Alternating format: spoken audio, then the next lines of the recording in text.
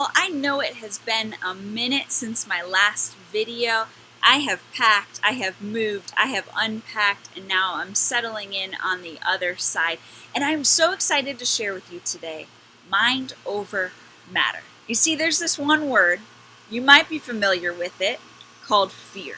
And to me, it's like this 500-pound gorilla that just like sneaks up out of nowhere when I least expect it. Causes me to freeze up or hinder what I'm doing or hold me back or prevent me from doing what the Lord has asked me to do. Maybe you've been there before. We go from these mountaintop experiences to just wanting to crawl back into our shells.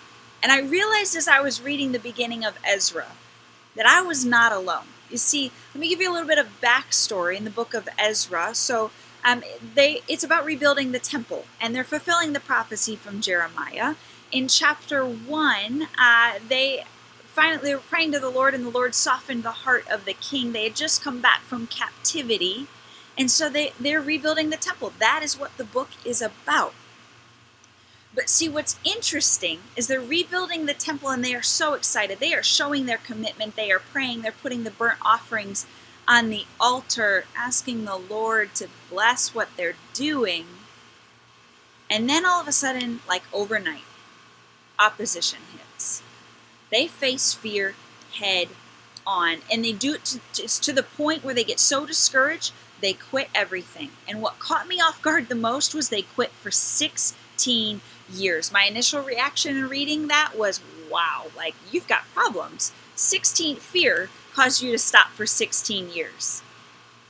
Second reaction was, wow, I'm like that too. We all are like that, but it just looks different, right? So it might be fear, it might be discouragement, it might be opposition.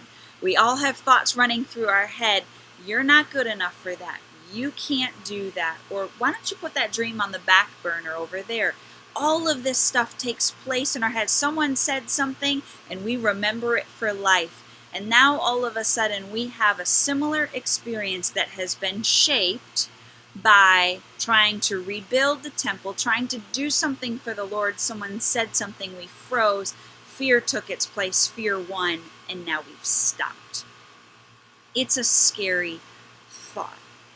And so there are two things in this message that you could easily talk about. One, the power of opposition, and two, the fear to the point of holding you back.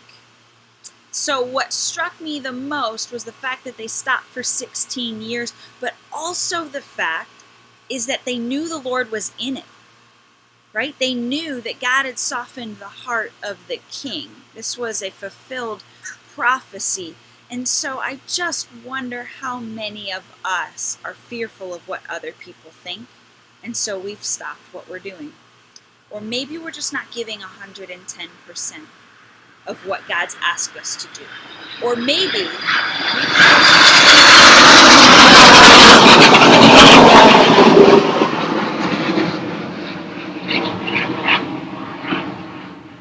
and that's a part of living in DC. So those were fighter jets that just flew over. But maybe we just don't think we're gifted enough, right? And so whether you want to call it discouragement, fear, whatever you want to call it, you see what's so interesting about this story is that they had set out to do the right thing, to rebuild the temple. They dedicated everything to the Lord, and they let people who were watching them, people who, mind you, they didn't have a relationship with because they had just come back from captivity. People who were just watching what they were doing. All of a sudden, they became the loudest voice in their lives as opposed to God's voice. And so I don't know what you need today. I don't know what the Lord is speaking to you about today. But here's what I do know. This story is not because of a lack of self-discipline. It's not because they were in wrong relationship with God. None of that. It was because an everyday fear crept into their lives. And so maybe you've put something on the back burner. Maybe there's a dream that you need to pick back up off the shelf. Maybe you just need to continue what you're doing and give it 110%. I don't know what that looks like, but that is my encouragement for you today. Go back and read the book of Ezra, and let's be people of great courage.